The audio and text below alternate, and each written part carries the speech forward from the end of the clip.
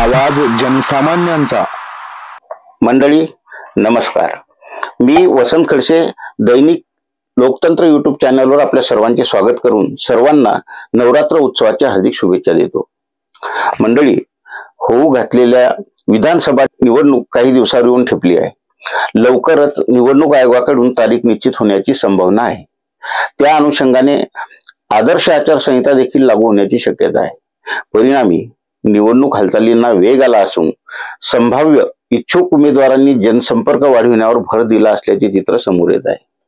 त्या पार्श्वभूमीवर दैनिक लोकतंत्र विविध मतदारसंघाचा आढावा घेत असून मागच्या व्हिडिओत आपण रिसोड मालेगाव मतदारसंघावर हालचालीवर नजर टाकली होती। आजच्या व्हिडिओत आपण वाशिम मंगरुळपीर या विधानसभा मतदारसंघातील पूर्वीची आणि सद्यस्थिती काय आहे हे पाहणार आहोत।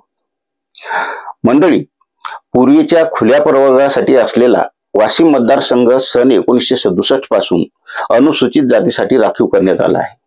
सुरुवातीला सलग येथे काँग्रेस पक्षाचे वर्चस्व राहिले आहे। मात्र 1990च्या विधानसभा निवडणुकीत पहिल्यांदाच विद्यमान आमदार लखन मलिक यांनी काँग्रेसला हादरा देत हा गड भाजपाच्या ताब्यात घेतला होता। तेव्हापासून 2004चा अपवाद वगळता वाशिम मतदारसंघ भाजपाचाच बालेकिल्ला म्हणून कायम आहे।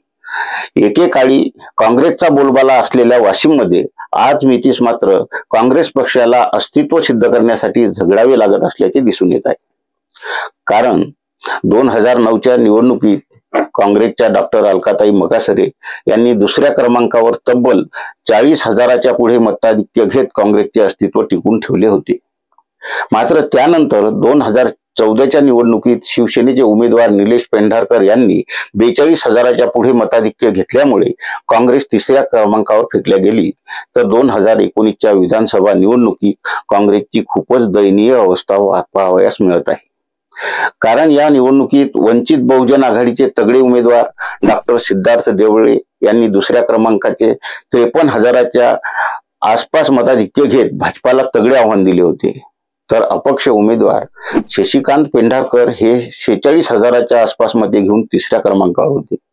यावेळी काँग्रेसला केवळ 31,000च्या आतच मते मिळून चौथ्या क्रमांकावर समाधान मानावे लागले होते।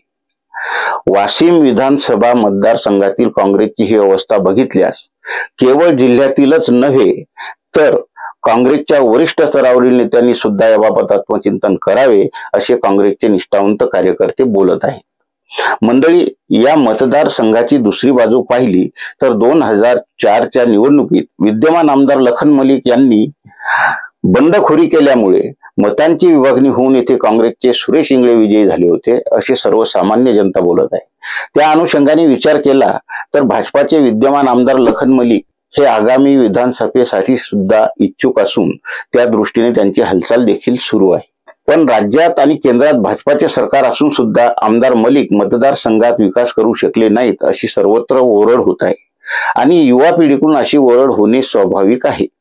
कारण वाशिम जिल्ह्याची निर्मिती होऊन जवळपास 25 वर्ष पूर्ण होत आहेत, मात्र जिल्ह्याचा आणि शहराचा देखील म्हणावा तसा विकास झालेला नाही। त्यासाठी येथे एका कर्तबगार लोकप्रतिनिधीची गरज भासत असल्याने अशी ओरड होत असल्याचे बोलले जात आहे।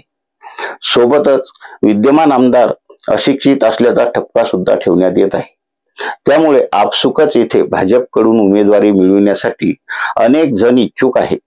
त्यामध्ये प्रामुख्याने स्थानिक राजकारणात सक्रिय असलेले राहुल तुपसांडे अग्रस्थानी आहेत, तर एक परखड पत्रकार म्हणून संपूर्ण राज्यात सुपरिचित असलेले उच्च शिक्षित आणि भाजपाचे जिल्हा महामंत्री पदावर असणारे नागेश घोपे यांच्या नावाची देखील जोरदार चर्चा सुरू आहे। घोपे यांनी आपला बराच कार्यकाळ पत्रकारितेत घातल्यामुळे त्या माध्यमातून तळागाळातील घटकांच्या समस्या आणि त्या सोडविण्यासाठी एक लोकप्रतिनिधी म्हणून काय करायला पाहिजे याची जाण त्यांच्याकडे आहे। त्यामुळे नागेश घोपे यांना सुद्धा भाजपाकडून संधी मिळू शकते अशी चर्चा जोर धरत आहे। तर माजी आमदार पुरुषोत्तम राजगुरू, दीपक ढोके, संगीता इंगोले, श्याम खोडे आदीसह आणखी काही भाजपाकडून इच्छुक असल्याची माहिती समोर येत आहे। वंचित बहुजन आघाडीने जाहीर केलेल्या पहिल्या यादीत मेघा किरण डोंगरे ह्या वाशिमच्या उमेदवार म्हणून घोषित झाल्या आहेत। त्यामुळे त्यांना अखेरच्या घटकापर्यंत पोहोचण्यास भरपूर वेळ मिळत असून आज मितीस त्या प्रचार कार्यात आघाडीवर आहेत। काँग्रेसकडून दिलीप भोजराज, सोनाली जोगदंड, मधुकर जुमडे इच्छुक असल्याची माहिती मिळत आहे। शिवसेना ठाकरे गटाकडून निलेश पेंढारकर आणि राजा भैया पवार यांच्या नावाची चर्चा आहे।